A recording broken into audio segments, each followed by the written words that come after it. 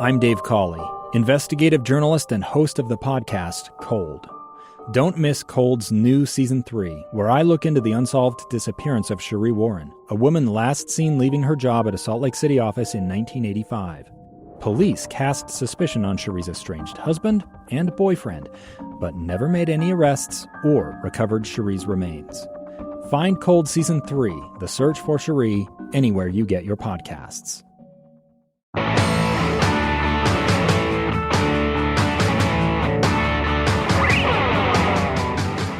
Hey, you're listening to Project Recovery. We're listening to Enos. He's talking about going from a police officer to an addict and what he's doing now.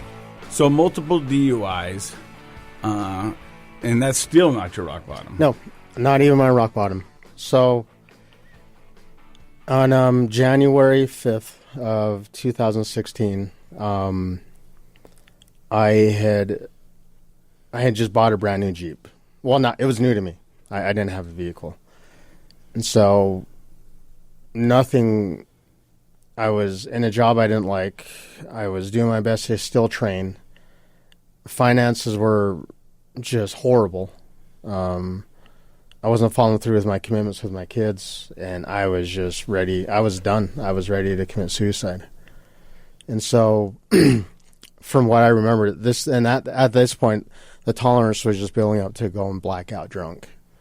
And I remember I was driving and I got pulled over in South Salt Lake. And this officer, I didn't have a license, but I gave him my ID, and I thought, this guy's going to mess up my plan to go home and commit suicide. And I took off. It was snowing, and I was going from I-15 to I-80 on the little curve, and he wasn't chasing me, pursuing me. I was just leaving. But I was like, he had pulled you over. He had pulled me over, and I took off after he went to run my... In your Jeep, he had your ID back in his car, and you just drove away. I just took off, and I'm thinking, I don't know where I'm going to go, but I can't go home. So I'm going to continue to drink, and I'll think about committing suicide because I couldn't do that. I couldn't think about doing that sober. And so I rolled my Jeep. I rolled my Jeep Wrangler, my Cherokee. And there's two things I remember from that. I remember waking up and I'm upside down and I'm through the windshield and I just felt glass on my hands. And I look over and I'm on the freeway and it's snowing ice and I'm thinking, oh crap. First instinct, fight or flight, I ran. So I jumped over the barrier into the industrial area and I could hear lights inside. I could see the lights. I could hear the sirens. I'm thinking, as being an officer, I knew what was going on their mind. I knew what they were doing. I knew there was containment. I'm like, I'm screwed. This is it. This is like, what have I done? And I just remember having flashbacks of jumping over barbed wire fences, jumping over fence after fence after fence. And I thought, well, I can outrun these guys. I know what they're doing. I know how far behind they are. And I just remember I was coming around this building and I saw this officer. He was facing his car. He was out of his car, back towards me, and I thought, I could really end this. I could really hurt this guy. I trained these guys. That was my job. I was one of these guys. And he's got his back to me. I can really do some damage and then go home and finish myself. Or I just have that click, that moment of sobriety. Enos, no. This is just too much. And next morning, I wake up handcuffed to a hospital bed at Intermountain Healthcare. And there's two officers in the room. One had finished his shift, and this officer, really good guy. I just remember waking up and I'm handcuffed, my foot and my ankle. And I just remember laying there in this nice warm bed, and the nurse comes in, and me and this officer start talking. And I just get right into it. I'm like, I'm screwed, man. I'm going to prison. This is it. My life is over. And he started talking about his addiction, and I was like, okay, great. And then one of the biggest humbling and embarrassing moments I had was this officer said, hey, our sergeant is coming, and I knew who he was. I went to the police academy with him, and he wanted to come in and see me before I was taken to jail. So I'm just like, oh man, this is horrible. But in the meantime, I had officers that were some friends that I was still kind of talking to, but eventually they all kind of had to distance because I've been to jail multiple times. I'm an addict and I'm out of control. I don't blame them at this. Even now, I don't. It's okay. Like I did that. I can own it, and I'm okay with that. But Sergeant comes in, gives me a big hug, and the look on his face was just, it made me realize there's something wrong. That just, it's not even the disappointment. He looked like he wanted to cry. Because we were in the academy together. We were going to save the world. That was our intentions, and he's there. I'm handcuffed to the bed. And as I knew, and the nurse was really nice. She was in recovery. She said, "Hey, here's a number. Give them a call when you're ready." She goes, "I'm in recovery, and this is you need to start." And that's when I really was listening. That's what it took. But that wasn't even the bottom yet. That wasn't my rock bottom. So, go to jail. I know the whole booking process because years and years I take people to the same jail. But I was on the other side of the door now.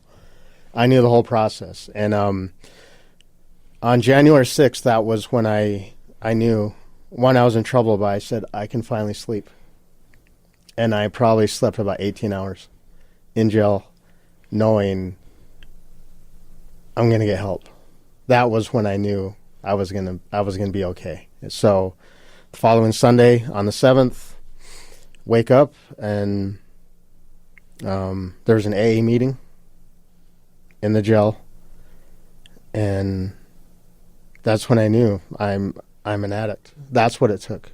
You went to a meeting. I went to an AA meeting in jail, and did they offer you the meeting, or did you just hear about it? It was always there. They have it weekly meetings. They have AA meetings, NA meetings, CA meetings. So any substance meeting they'll have it there for you to go. And I went because I just had to face it. It was either going to be force-fed or I could really embrace this. So I decided right then and there, like, going to that meeting and just having that relief of saying I'm an addict was the most powerful moment one of them I've had in moments of clarity. And I just remember calling a friend and I just said, I need help.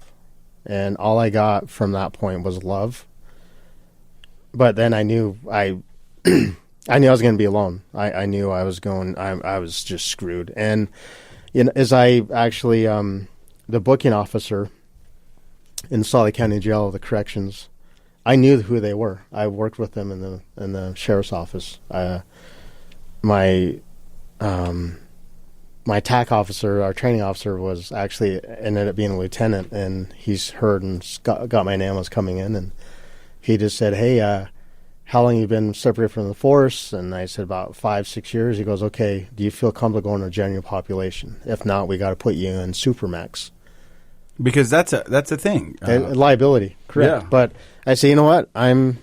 Put me in general pop. He goes, "Okay, well, all right. If you need anything, then you follow procedures." But really nice, but really embarrassing at the same time. However, I'm not the first officer to do that, and I'm not the last. But I really, as I went to my first hearing, I hadn't called home. I hadn't called my ex-wife. But I knew I was on the news. I was on the news. And I've been there. Yeah.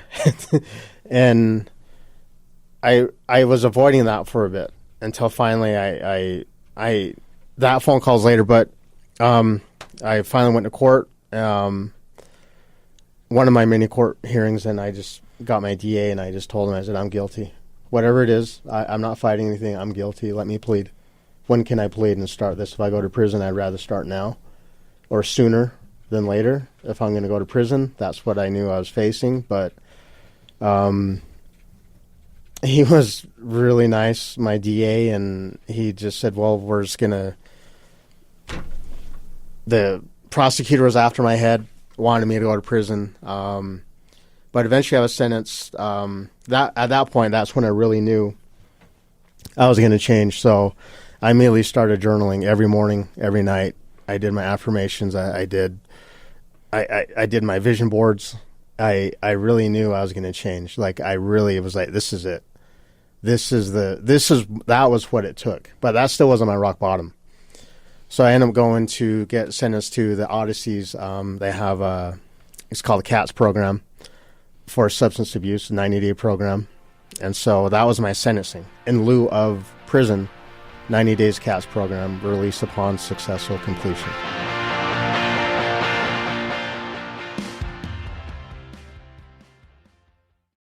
A stranger with a gun came upon 2 teens taking pictures under a rising full moon. But violence is only the beginning of this story.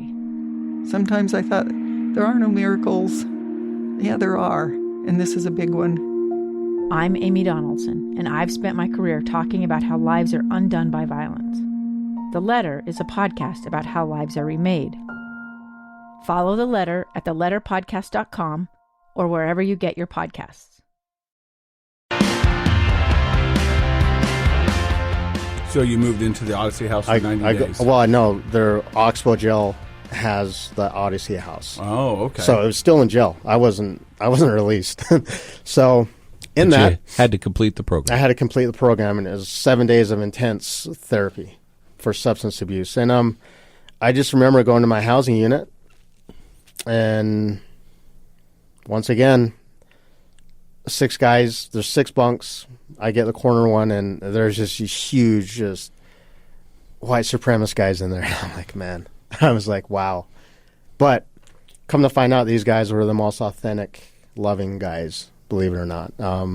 If there's anything about jail, you get raw feeling, raw answers. You get the critical responses, and then you get complete honesty, which is something I really value, and that's what I took. But I end up, after being there about 2 weeks, they asked me to be a house supervisor. So my job in the mornings was to gather everybody up there's roughly, I'd say almost 100 patients in that one cell. And there was more, you could kind of see through the glass on the other sides. But my job was to come up with a motivational talk, get everybody pumped up, ask how everybody's doing, and supervise almost the whole group. And as I thought, this is my opportunity to learn public speaking. Why not in jail, in front of the most critical audience you can ever get? And at that point, that's when I knew I have this opportunity to, 1, not take things personal, because everybody's entitled to their opinion, and 2, to practice speaking.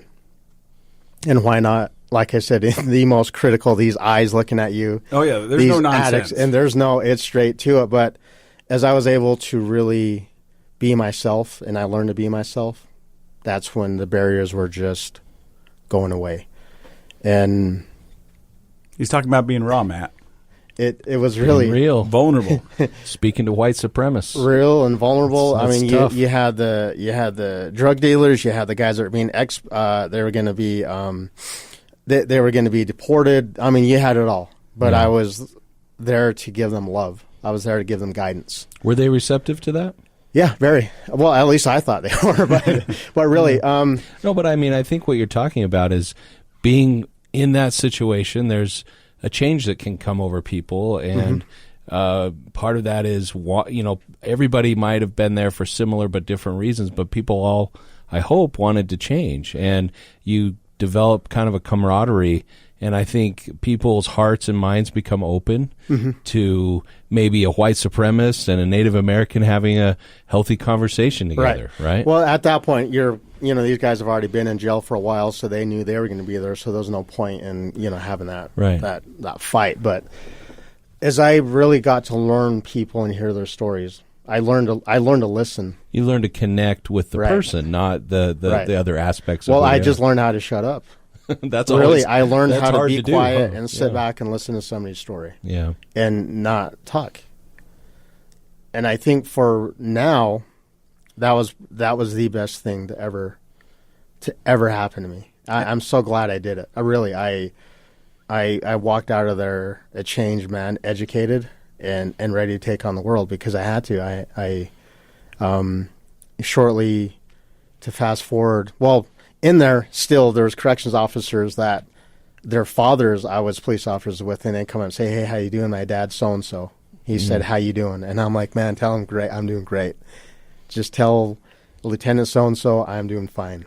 I'm going to make it." And so I was still getting some good reception from these guys, and some of them didn't know I was an officer before. Some knew, and it was eventually now, this is really my first time being public with this, but my cellmates didn't know I was an officer the whole time. So it was really hard for me to listen to their story and then not give them like, "No, listen, man, this is what you did wrong and this is what's going to happen. You're out there." You can't go into officer mode if you're right. But now that time and separation, I've since then, some of my cellmates that were in program with they've either committed suicide or they've been shot they've relapsed. So my heart goes out to that community. I had an opportunity to stay with some friends and some training partners, but I knew right then and there that wasn't healthy for me. I knew I had to start from ground zero. So I didn't return home. I had no clothes, nothing, and I stayed at the shelter. But as wintertime is coming, staying at 210 Rio Grande, getting a bunk, I knew, I was like, this is temporary. I really slept really good every night. I was okay with sleeping on the concrete floor with a 1/2-inch pad. A lot of the people that were volunteering, they're like, "Enos, man, what are you doing here? You don't fit this." And I just said, "It's okay. This is all I have right now." So as I tell people, I'm the lucky one. I know I don't have to hide. You can Google my name. I have nothing to hide. I don't have to tell lies anymore. I don't have to manipulate. It's out in the open, and that's the best thing I ever needed. So I'm the lucky one because I know what my weaknesses are. I know my triggers, as we talk, Casey. There's no more hiding it, and that's the best gift I could have ever had. So have we hit your rock bottom yet? You know what? I think my rock bottom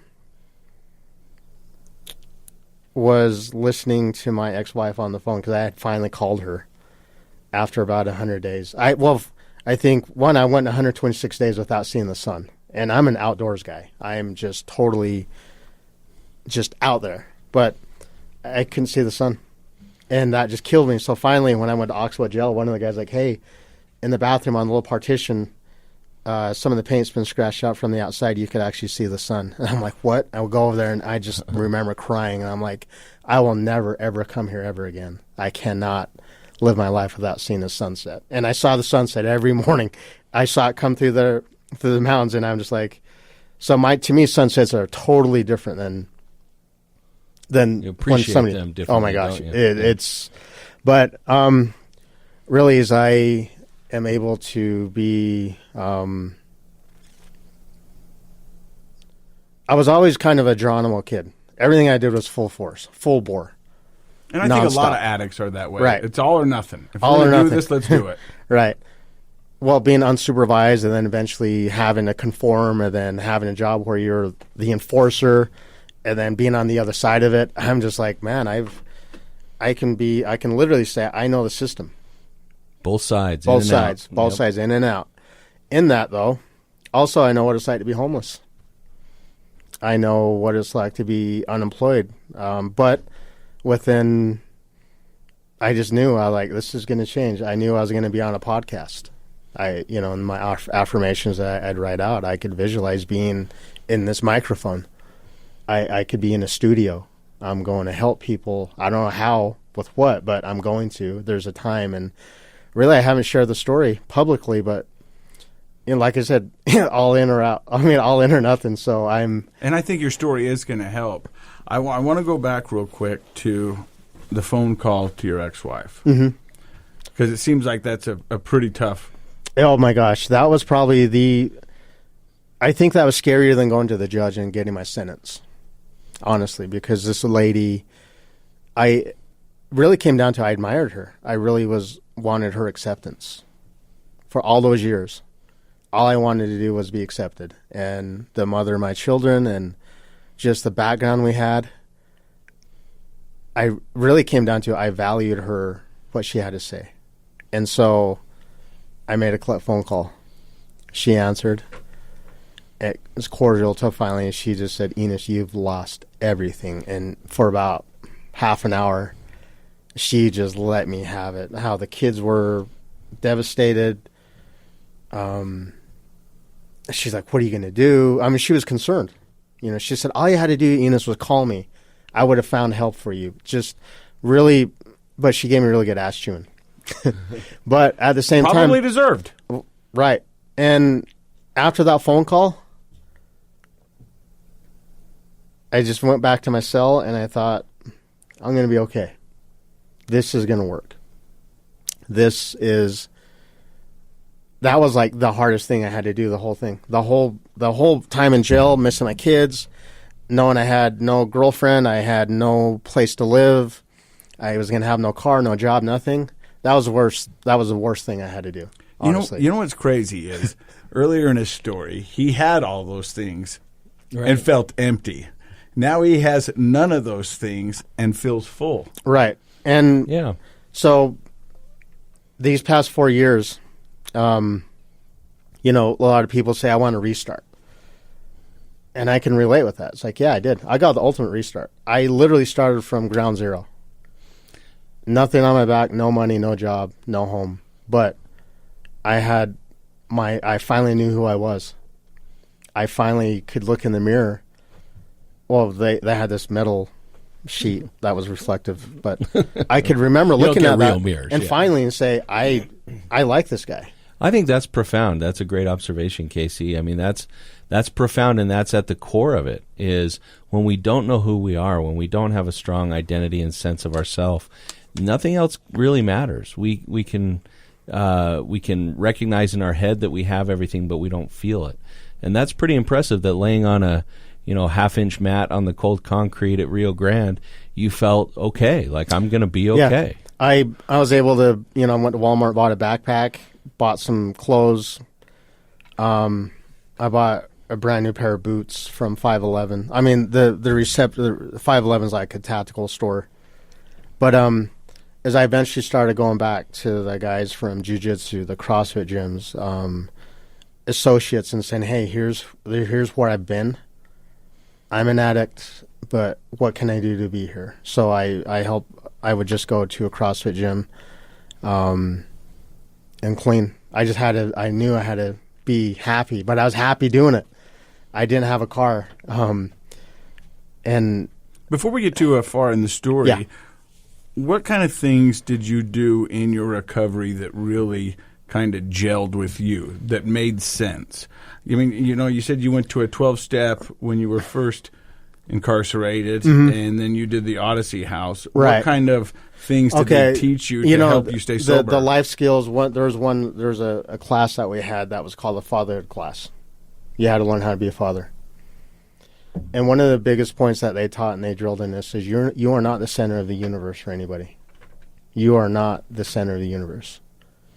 And the message behind that was like, listen, there's people right now that know where you're at, but they're not losing sleep over it. Life is going on without you right now. Relationships are evolving. Your position's been filled. If you had property, it's gone. Your kids are okay. They miss you and love you, but trust me, they got kids, social activity, the whole thing. They're not obsessing over you like you think. And being an addict, you think that's what people are. You want to be the center of the universe. You want people to obsess over you, but you just had to learn to let that go because it's a way of changing your perspective, right? Right. Yeah. And now's the time for you to look inside. The most critical, hardest person ever is yourself.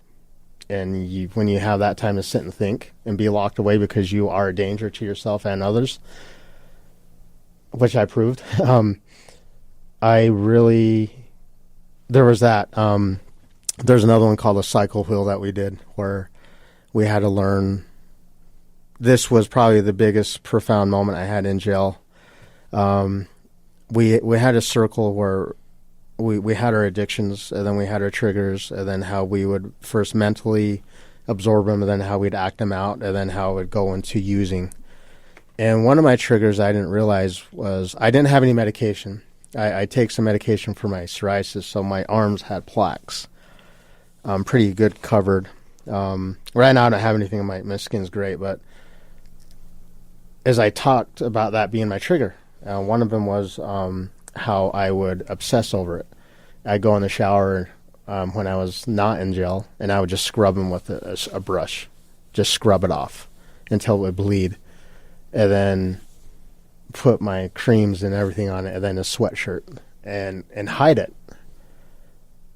Even when I was training jiu-jitsu, and you're locked in the summer, you're using the gi or you don't have a gi on, I could be rolling, but if I see somebody, if I put my hand in front of his face and I see them look at it, I'm like, oh man, I hate this. I hate myself. But as I knew that was a trigger of my appearance, of what I thought people were looking at me like I was toxic or I was a leper or ugly, as I was able to share that in front of the jail, the guys in the program, you had to read it, and I was just crying. I mean, I literally could not talk. And their messages came back like, dude, no, that's what's going to separate you. Everybody's going to remember the native guy that has psoriasis. If you're going to stand out, wear it like a shield of armor. That's who you are. And as other guys shared things like scars they had or tattoos, it was just really profound for me to be okay in my own skin. Literally in my own skin. I had to be okay with it. Because if I wasn't going to do it there, I'm not going to do it out here. And you seem to be great in your own skin, and you seem to be doing wonderful in your recovery. You say you're about 4 years out? Yeah, I'm 4 years out. But since then, I still wanted to do things physically, so I didn't drive. I couldn't drive for about 2.5 years, so I either had to run or ride my bike. So during that, I'm like, I'm going to do an Ironman. Casey just bothered all his friends for rides. Yeah, I did, yeah. Or get all the guests from Ogden. Well, the friends I had were associates that I trained with or were still tied to the law enforcement. I have one really good friend, James Valdez, who I was a police officer with, and I would talk to him. He would actually email me in jail. He'd email me awesome quotes. He'd say, dude, this is where you're going to build your empire. He runs a really good gym, CrossFit, Keep Real CrossFit in Montana now. And he's one of those guys that is all in, but he was always there for me.